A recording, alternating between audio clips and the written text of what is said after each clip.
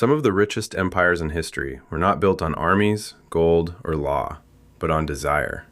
The thrill of a roll of the dice, the haze of opium smoke, the lure of forbidden pleasure. These were the engines of wealth, the hidden currents shaping nations, wars, and the fate of millions. In the crowded streets of ancient cities, coins changed hands as fortunes were won and lost in an instant. In dimly lit opium dens, empires plotted their next move while entire populations fell under the spell of addiction. Across oceans, ships carried more than spices and silk. They carried dreams, debts, and the darkness of human craving. This is a story of ambition and indulgence, of profit born from temptation, and of the shadow economies that quietly built the modern world. From the gambling halls of Rome to the smoke-filled rooms of colonial ports, vice has always had a price, and the world has always paid it. Long before lotteries and casinos, before the clatter of slot machines or the spin of the roulette wheel, gambling was already woven into the fabric of civilization. In ancient China, citizens drew fortunes in keno cards, and emperors relied on lotteries to fund their grandiose projects, from canals to city walls. Chance was more than entertainment. It was a tool of the state, a way to extract wealth while keeping the people enthralled. Across the Mediterranean, Roman soldiers wagered on battles, placing bets on the fall of empires and the lives of their comrades. Gambling dens flourished, sometimes encouraged by those in power, for they had learned a simple truth. The more men risked, the more the state profited. Pleasure became profit, and dice became instruments of power. It was not merely the thrill of winning or the agony of loss that made gambling irresistible. It was the illusion of control, the belief that fate could be bent to one's hand. And in that illusion, entire economies were shaped, empires funded, and human desire harnessed as a force as potent as any army or treasury. By the 18th century, a different kind of trade had begun to shape the world, one not measured in gold alone, but in smoke and human addiction. Opium, once a simple medicinal plant, became the instrument of empire. In China, its use spread quietly at first, hidden in tea houses and private chambers. But behind the smoke, entire economies were being manipulated, entire societies corroded. The East India Company, a private enterprise with the power of a state, seized control of the opium trade. Ships laden with the drug sailed from India to China, their cargoes exchanged for silver and influence. Addiction was no accident. It was deliberate, a tool to open markets, weaken resistance, and expand imperial control. When the Qing dynasty attempted to resist, the result was war. The Opium Wars were not battles over territory alone. They were battles over profit, over the right to exploit desire itself. Cities burned, ports were seized, and treaties forced upon a nation set a precedent. When commerce and craving collide, nations bend, and empires thrive. Opium was more than a drug. It was a weapon, a currency, and a mirror to the darker sides of human ambition.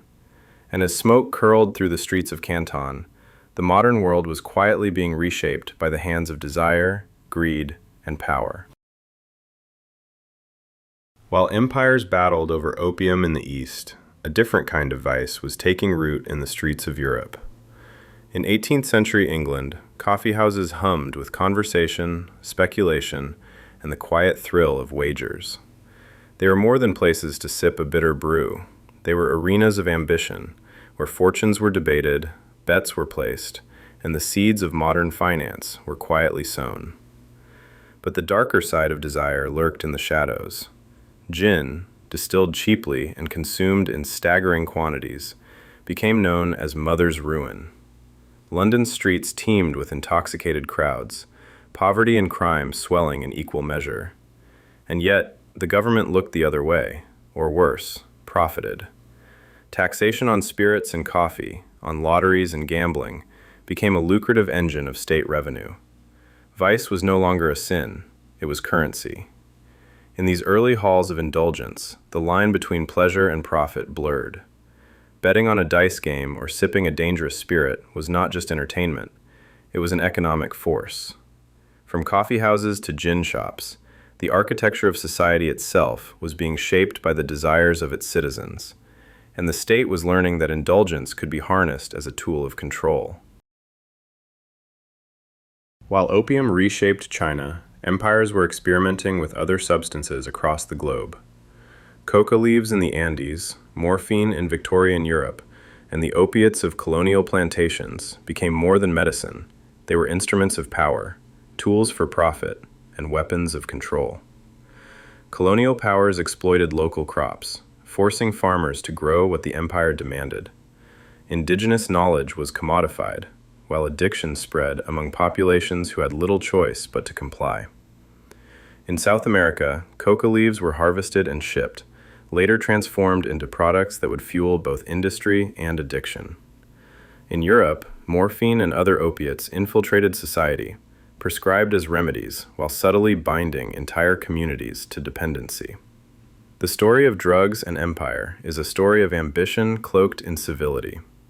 Wealth flowed from plantations and labs to cities and ports. Labor was extracted, markets manipulated, and human lives reshaped, all under the guise of commerce and medicine. In every puff, every pill, every trade contract, vice was quietly sculpting the modern world, leaving a legacy that would echo through wars, economies, and societies for centuries. By the early 20th century, vice had grown bolder, moving from the shadows into the very streets of cities. In the United States, prohibition created a world where desire and illegality collided. Speakeasies thrived, bootleggers became empires, and gambling halls became arenas for both fortune and blood. What was once private indulgence became organized, profitable, and above all, controlled. Gangsters understood a timeless truth. People will always crave pleasure, and where there is demand, there is power. Figures like Al Capone and Meyer Lansky built fortunes not on factories or farms, but on the thrill of a gamble, the rush of liquor, and the hidden world of drugs. Their networks spanned cities and even continents, creating shadow economies that rivaled governments in influence.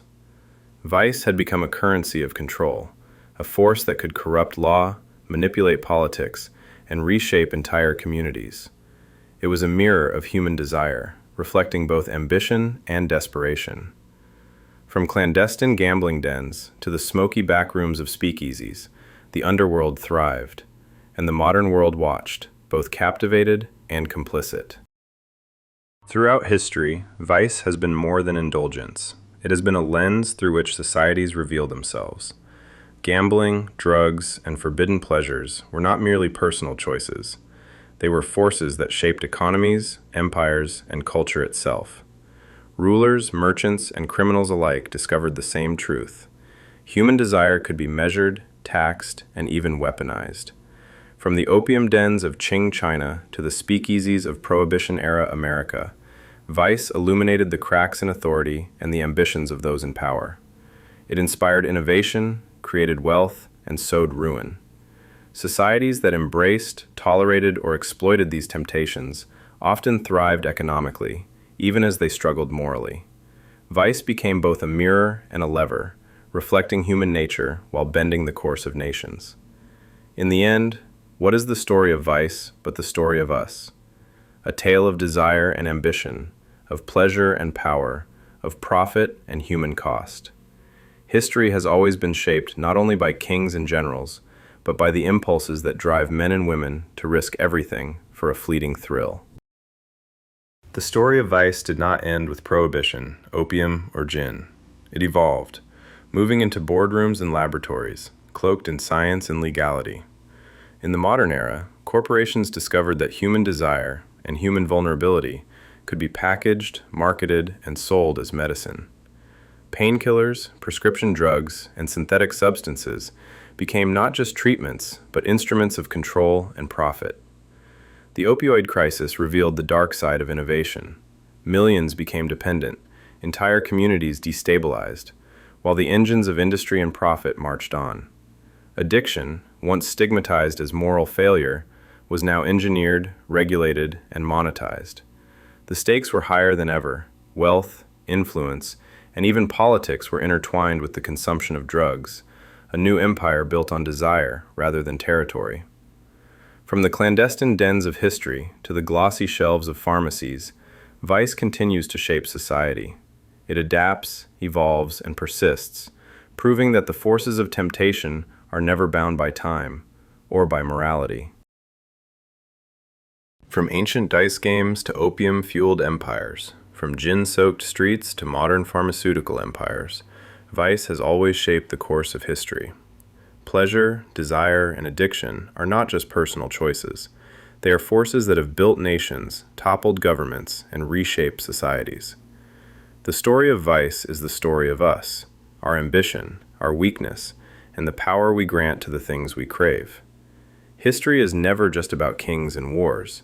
It's about the choices we make, the desires we pursue, and the price we pay. If you enjoyed this journey through the shadows of history, make sure to subscribe and click the notification bell so you don't miss the next story that uncovers the hidden forces shaping our world. The past has many secrets, and we're just getting started.